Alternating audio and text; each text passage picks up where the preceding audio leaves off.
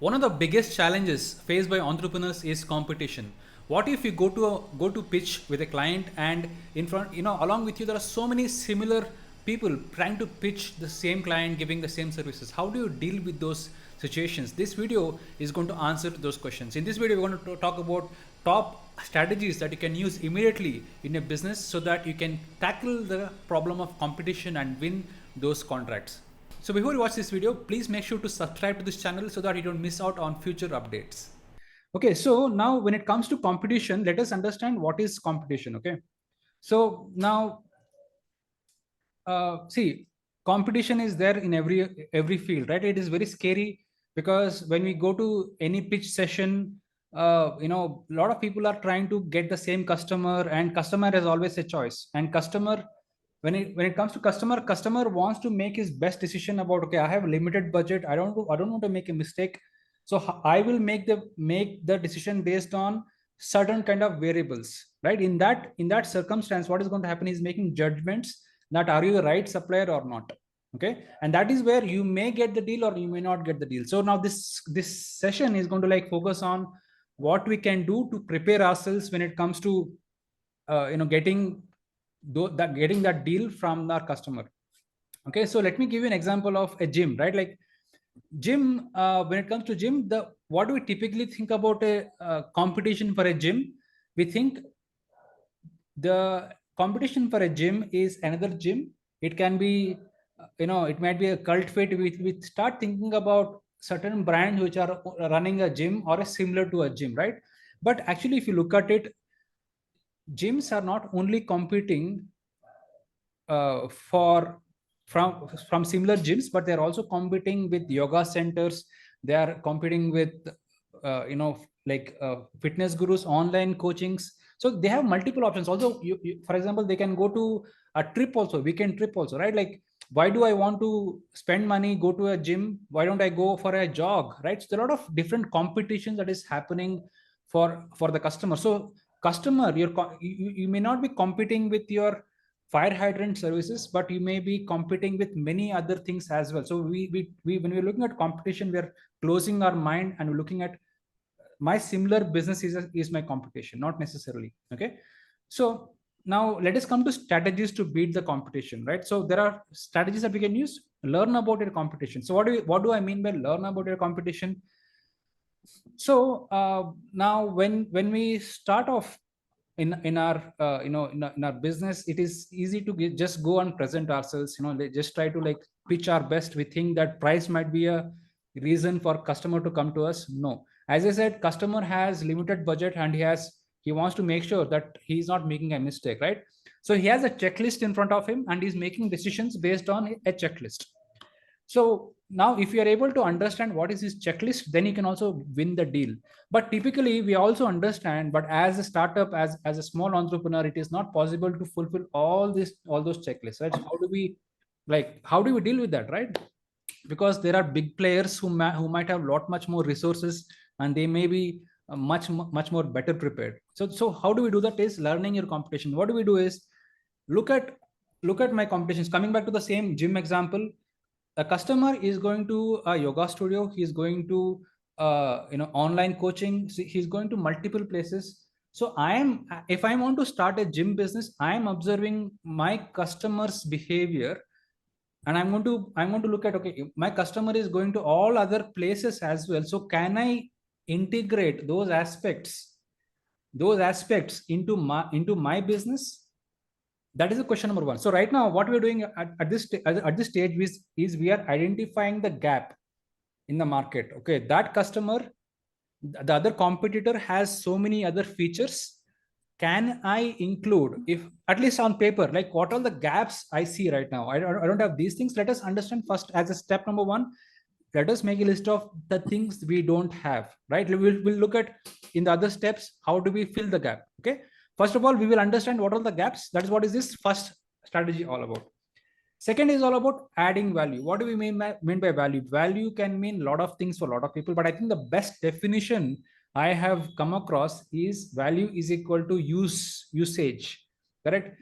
For example, like how can something, a product, is it useful for me or not, right? Like, we're all selfish people.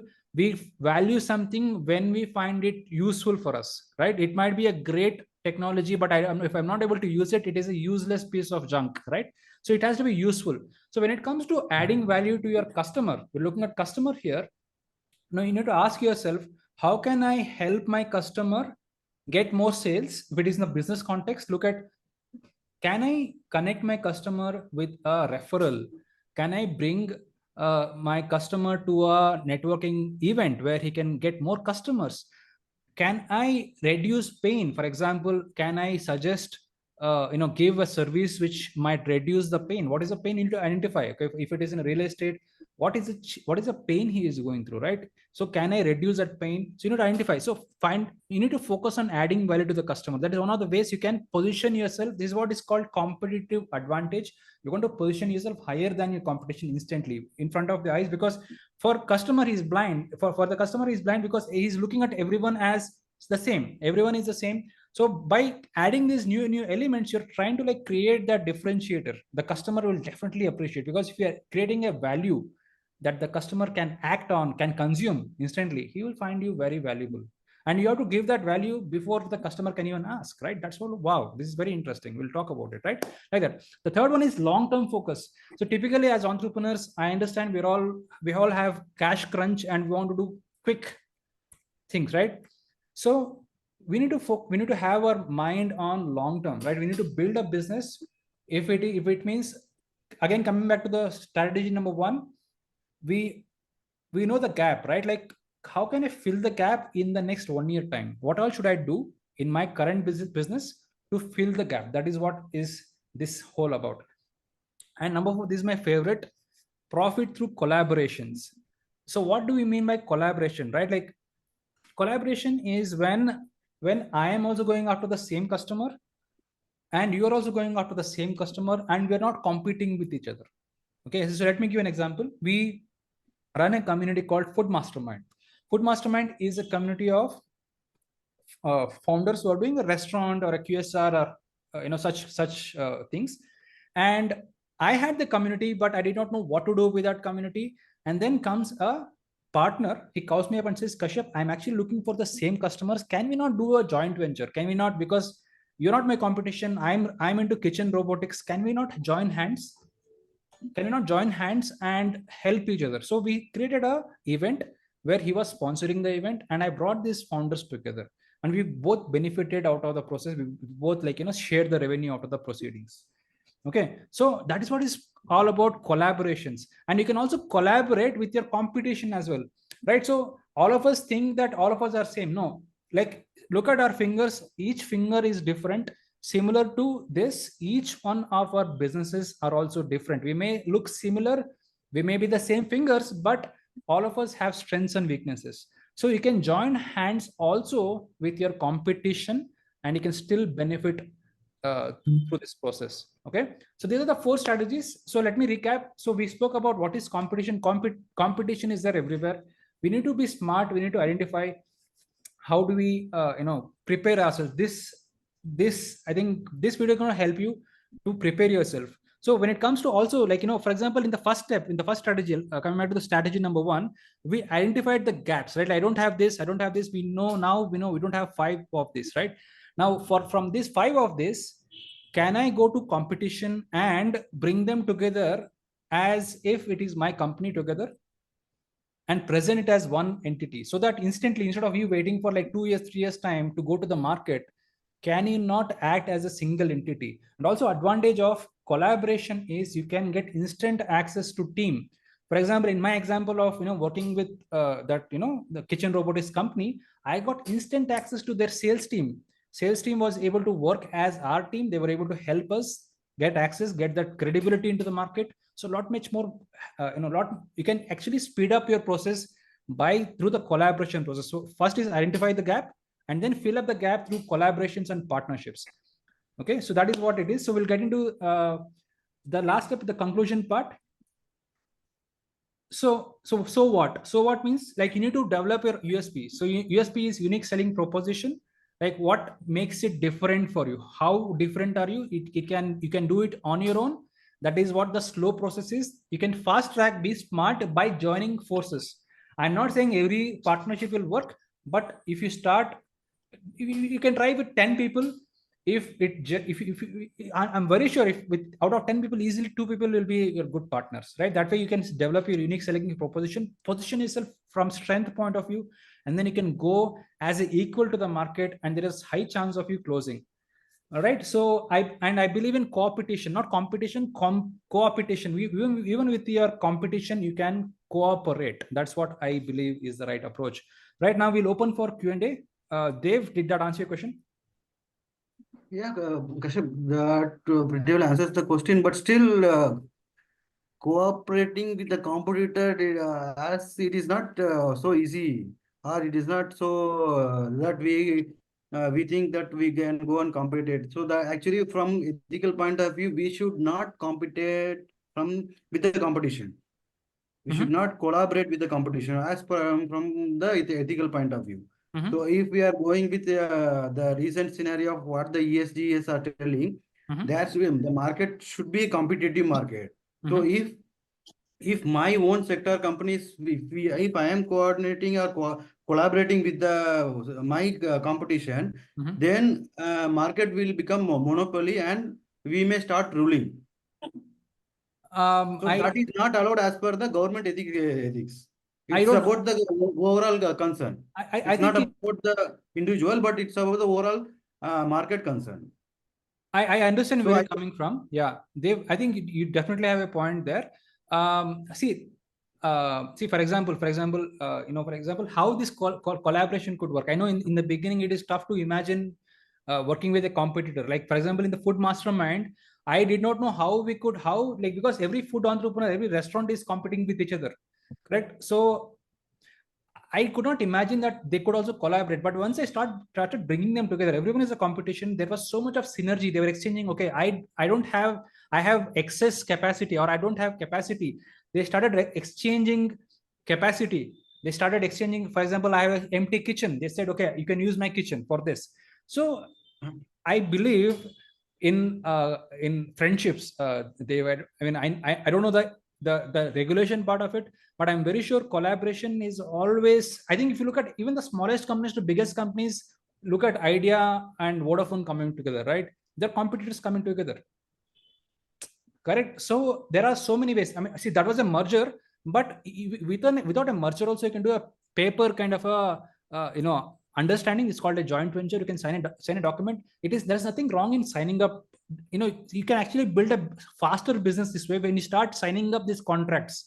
So you become relevant in the business, in the community overnight, almost by signing up with the right partners. You get credibility, access to credibility, team, speed, because you're not waiting for that right time in the future when you start having all of those resources, because we don't have resources, right? We don't have so much resources, correct? But once you start connecting the dots, you can start leveraging. The keyword here is leveraging others' resources. Got it, Kashyap. But see, that's what. See, we cannot compare each business with the other business. For example, we cannot compare restaurant business with the manufacturing or the service business. So each business has their own terms and conditions, own ethics and compliances. So it's everything depends on sector to sector. So we have, yeah, you are right. One way as you mentioned, it is bringing the team together, making the things faster. That is well good. But in a long-term scenario, this doesn't work. That's what. That too depends on sector. It's not that commonly for all sector we cannot decide. True. This So will I'll not be, work I'll be at all. happy. That's 100% it will work in the retail and the restaurant or retail sectors. So But for example, when it comes to manufacturing, for example, Vamshi is in the real estate, right? Vamshi, that is also a collaboration that you could explore. For example, Vamshi is in real estate, and Vamshi can refer to you certain builders who are, building certain things, right? So that is also a way of collaborating. So collaborating. That's what. See, here the products are not same, because he is into real estate, I am into fire, so that collaboration can be made. But yes, I am collaborating with my fire competition, that will be a conflict. We don't know that. So I'll be happy to talk to you offline on this for sure. But I think, I hope you get the idea, right? Like with collaborations. No, idea is really great, really good one. Yeah. with collaborations, you don't have to wait, right? Like we don't have time, so much time, right? In plan on this planet Earth, we don't know what is going to happen. So you can speed up by leveraging. The keyword here is leveraging. You can be smart. People who are smart are people who are leveraging big time, using Yeah, others' as you resources. rightly said, Yeah, sir, Vamsi sir is here. If yeah, Vamsi sir needs something from networking from you or from fire related to me, na, then he can definitely, since he knows us or he knows our capability, he can blindly refer to us, which will make the faster thing. And also he will know our capability. So based on that only he will be recommending. correct. And So it is this not collaboration exactly. is Yeah. So one more thing I want to make it clear. It is not only about referrals. Okay, referrals is just a one-off incident, right? We're talking about joint ventures is a joint venture. partnership. Yes, It's a partnership. Like we are like one company. Technically, it is one team. It's a one team. That means the team takes care of marketing, sales, like as if it is a single entity. They do that, and that is correct, much correct, more correct. powerful. Agreed. You see Agreed, what I'm agreed, saying? agreed. So Yes. I say you can have joint ventures with if you think competition is not going to work out, don't worry about it. But definitely you can joint venture with multiple people. Each one of them can be a technically a different company, but at the center you are still running the business. Got it. That is the what Yeah. core business we can say. That will be the highlight over here. Yes. Yeah, Vamshi. Uh, I would like to add something to this. In addition to what you were suggesting to Dev. Dev, I have a suggestion where you define your customers. How to beat competition? One way is to be unique. How you can be unique? Not everyone could be your customer. So try to choose your customer, define your customer, whether it's B2B, B2C, even in B2B, you choose particular sectors where you are extremely good at. So Yes, sir. choose one set of customers where you can add immense value to them, which is unique to you, which your competitors cannot come in. Competitors might be supplying to everyone, but you chose one particular customer whom you have defined. It could be startups, just startups. You serve only startups. There is something Okay. that you have to that you can bring value to one set of customers. You identify that set of customers and then provide value to them, because you only can bring that value. Your competitors cannot bring that value. That way, you become unique. Your offerings become unique, and there is no competition. You don't have to compete in that particular area. Yeah, I think that's absolutely right. Vamshi, I think adding value, and not everyone see that is what is a USP also, right? Like you are good at certain things. You are good at giving value to a certain type of customer more than anyone else, for example, right? Like I know it's a very not easy to like just say it on the fly, but I identify like who can I serve most, who can I add value to most at most volume, and like because the customer will give that feedback, right? Like this is really useful, right? So I believe value you need to value understood from the context of usefulness will be a very powerful measure for you to like start engaging with customers and creating joint ventures, partnerships around that. Okay, who else is going after the same customer like I am going after? Who else? I think there is a keyword, a key phrase. Please make a note because this is a powerful sentence, really powerful. The question you are asking is, I have an asset. I have an asset in front of me, and I have an asset in front of me, and who else values this asset more than me myself?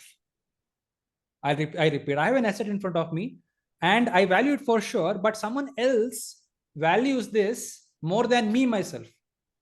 So let me give an example. As I said, I had food entrepreneurs sitting in my community, and I did not know what to do about it. But I knew there was a company who was also looking for this. They valued this because that is sales for them more than me myself. So we created a sale opportunity there, right? So like that, now flip it on the other side. Think about who else is valuing that customer that I'm going after? Can I do a partnership with that person? That becomes a strong net. You see what I'm saying? Got it. Because that way you can create a pitch, you can Yes, create, you're right. right? So you can create a narrative to the joint venture partner. You see what I'm saying?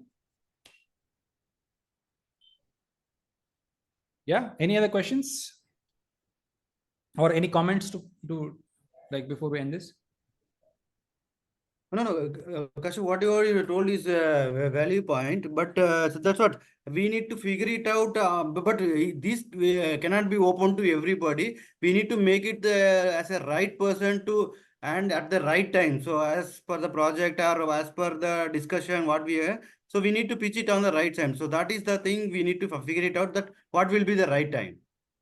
Yes, yes. So I think the key here is, look, if you have no money, if you are starting from scratch, if you have no money, no team, nothing, the secret is in joint ventures. The secret is in leveraging others' resources. It is all a game of the mind. It is all paperwork. You can take a piece of paper, draw some diagrams, connect the dots.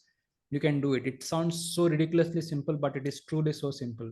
And I have done that multiple times. So many. I mean, I'm shocked. I was shocked. Like we've done so many such sponsorship deals. It's like ridiculous sometimes. Like we kind of, I can tell you probably in another session that how we even launched Lions Live without putting a single rupee. We had sponsors running around us.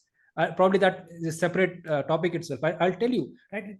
You can connect these dots from different levels itself, where you can connect the whole money flow itself completely. Right? So joint ventures is my favorite. Like, please do it. It is going to change your life. And this is the leverage. I believe in leverage. Business is a game of leverage. How less time can you put, how much more can you take out of the business? And that is the whole game here, right? And joint ventures with other companies, it could be competitor, it may not be competitor. That is the game here, right? Business is not about selling products. It is all about connecting the value chain. That's what is, I believe, is the whole game all about. Okay, so I will talk more about it, joint ventures. I know it's my favorite topic. We have done many. I have a lot of stories to tell about that. Probably in the next sessions, I'll tell you. So I hope this was useful. Any final questions? Yes. Any final questions? Yeah, definitely. Yeah, Dev, you need to repeat, please. This opens up the mind that the way we think, Absolutely. that, the way we see our competition, the way we see the market. So this definitely opens up the things. Let's see how this open-ended things open up and how we go into the market. Absolutely, it's a mind thing, right? It's a mind shift. Everything in business is all about mind. How much we can open up. Normal people think in a certain way. We should not think normal. We should think abnormal, outside the box. That's what this is all about. So this video was from a session we conduct called Ask a Mentor. If you'd like to join our community and be part of this entrepreneurs ecosystem, do get in touch with us. There will be a link below this video where you can get in touch and join our community.